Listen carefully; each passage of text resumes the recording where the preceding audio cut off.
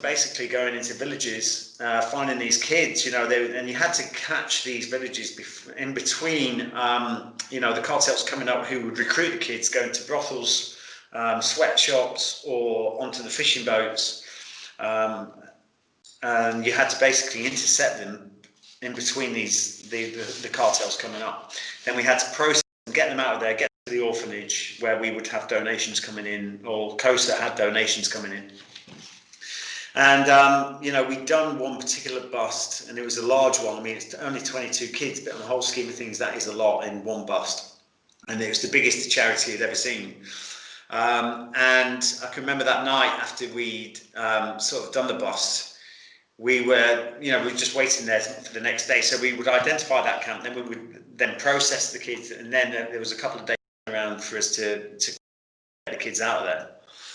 And then that night, basically the cartel, we just sat there, we were having a debrief, we were talking about the next day's operation, and that's when the cartels, it was pitch black at night, and the cartels turned up, and they'd obviously heard that there was people, we were around, doing what we were doing, and they were hunting us, and that was a pretty horrendous. I found myself separated from anyone.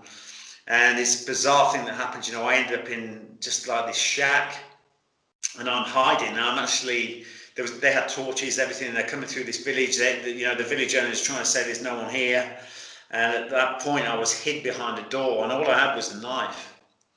And I just, at that point, I thought that this is it. They had AK-47s, and there was one guy that came actually. He came up and he was looking around. And I was behind the door. I was sweating. I could feel the sweat dripping down my face, and I could feel the salt in my mouth. I just thought I was shitting myself, basically. I just thought, this is it. I'm taking a knife to a gunfight.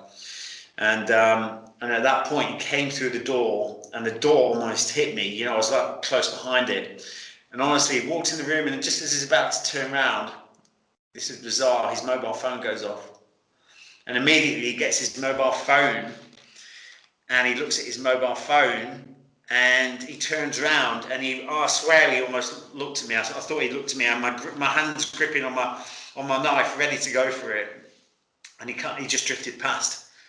And I'm sure our eyes connected, but he obviously didn't see me. And then he just went, and that was it. And then they drove off. And at that point, I rallied everyone together, and we got out of there.